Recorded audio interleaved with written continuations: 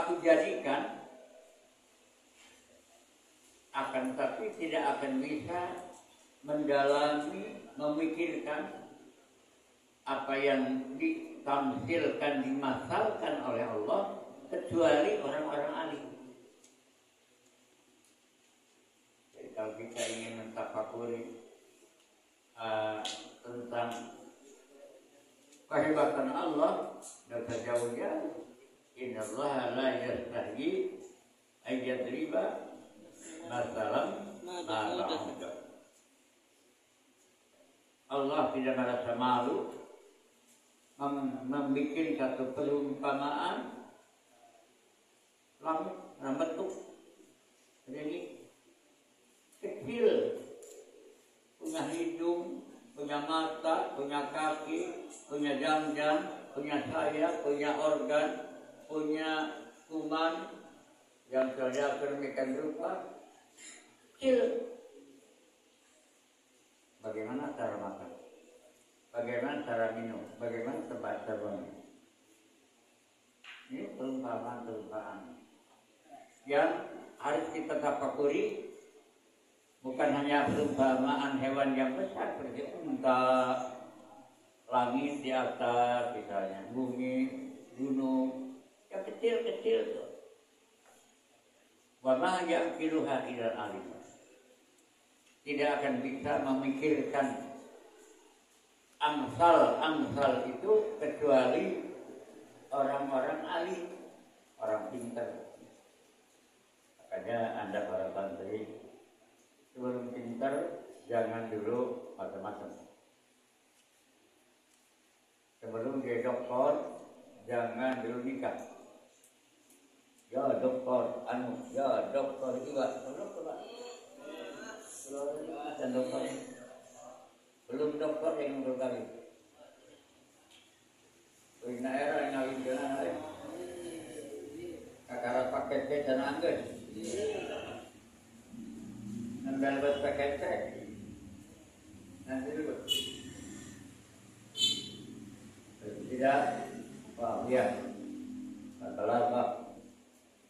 Apal qaidul fiqhiyah, usul fiqh dan lain-lain.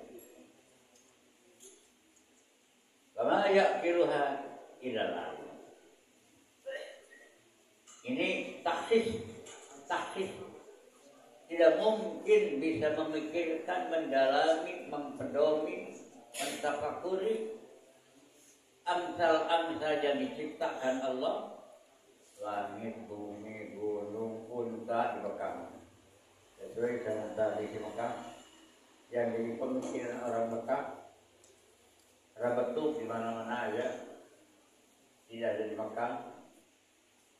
Itu tidak mungkin bisa mikirkan itu mentafakuri tanpa kecuali orang-orang yang alim, orang yang alim. Makanya Al-Quran Al-Karim setelah baca Allah berfirman, "Afala yanzuruna ilal ibili kaifa khuliqat wa ila samai kaifa rufi'at wa ila jibali kaifa nusibat wa ila ardi kaifa sutihat." Apa mereka tidak melihatnya orang Arab ini? Karena orang Arab otaknya kan ontak. Orang Arab, maka Al-Quran karena turunnya di sana yang pertama difirmankan Allah Ustaz, "Fala yanzuruna ilal ibli kaifa khuliqat."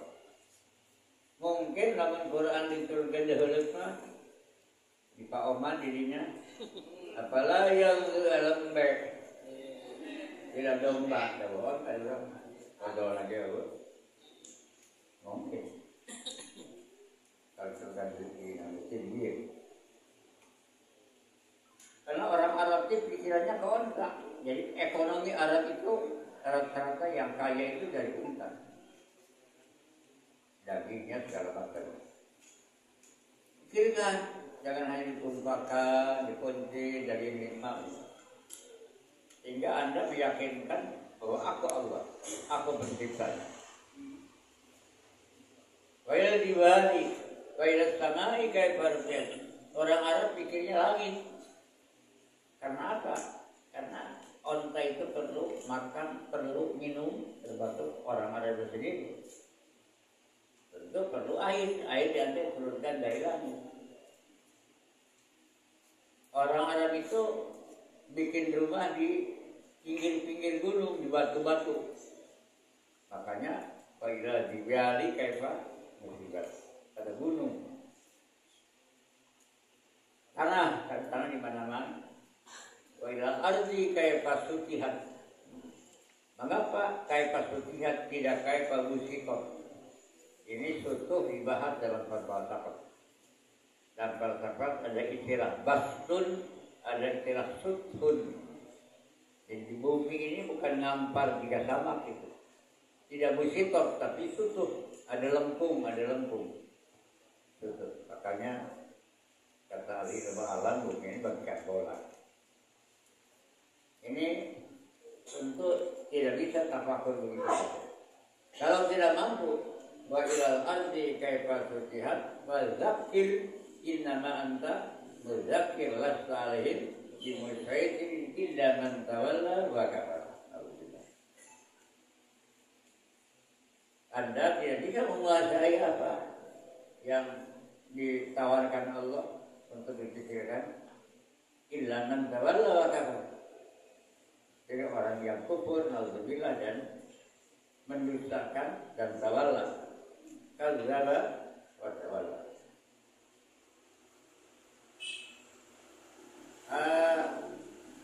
Para santriwan dan santriwati, ketika Nabi Sulaiman alaihissalam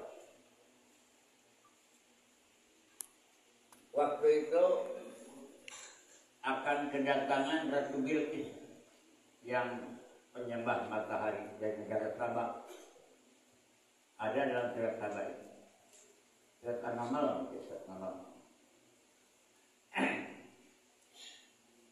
Nabi Sulaiman alaihissalam mengumpulkan para pakar-pakar, mengadakan satu musabaqah kehebatan, mungkin kesaktian, kanuragan. Pakar-pakar dari kelompok jin, ifrit, dan pakar dari kelompok manusia. Kumpulkan para pakar, ahli-ahli ilmu waktu itu. Nabi Sulaiman menawarkan, ayyukum ya'tini bi arfiha qabla an ya'tuni muslimin. Siapa yang sanggup mendatangkan istana Bilqis sebelum mereka datang pada kita masuk Islam? Karena mereka sudah siap untuk berangkat dari Sabah ke Babilonia, kira-kira 3.000 kilo.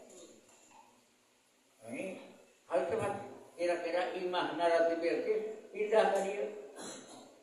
Istana raja, istana ratu pindah ke Babilonia, Irak, Baghdad, Irak. Yang pertama nakum ifrit. Qala ifritu minal jinni Juri ngakum. Profesor Juri, Profesor Doktor Ifrit. Kata Ifrit, Kanjeng Gusti, saya siap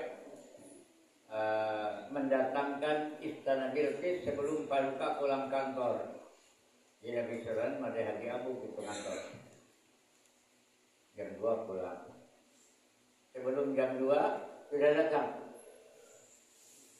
Sekarang jam berapa sekarang? Dia pulang bilang jam 2, aduh datang banget, silakan deh. Anadika bi'arfiha qabla an taquma mimma qami. Saya sanggup mendatangkan istana Bilqis sebelum Paduka pulang dari kantor. Wah, terlalu lama. Terlalu lama, tidak bisa. Tidak baik kedatangan deh. Ada santri PMH pegang memang jalan itu. Pegang. Dan ada PMH itu. Itu lagi dek, apa kenal pihak apa dia itu dek. Orang ahli ilmu itu ketuna jarang bertanya seperti tinggal Pak Habibie. Habibie karena lihat profesor doktor bicara nuklir jengkel kok bilang. Aduh, qala alladhi 'indahu min al-'ilmi ana atika bi'arifiha qabla an yartadda ilaika tarhu. Baru kayak mulia, nanti dia apa? Santri. Santri namanya Asid bin Barakiyah. Asid bin Barakiyah santri. Begang-begang mata. Saya insya Allah sanggup mendatangkan istana Bilqis sebelum Paduka ngicet, ngicet. Waduh. Paduka kan akhirnya melokot. Ngicet datang. Masya Allah. Hebat masmu. Ada nanti sahat. Asid bin Barakiyah. Mangga baru kayak melihat mangga. Mangga tunggu kira. Asid bin Barakiyah doa. Istana Bilqis datang. Mangga bentak. Ada. Masya Allah. Hadza min fadli Rabbi. Liyabluwani ashkuru am akfur. Indah imah Nabi Bilqis memang datang ratuna istana istilah hari ini. Itu digunakan ke Jawa Timur kalau kan dengar anak bisa melipat gandakan uang. Itu dari begini ada ya begitu. Dimas Allah dari terakhir Nabi Adam alaihissalam.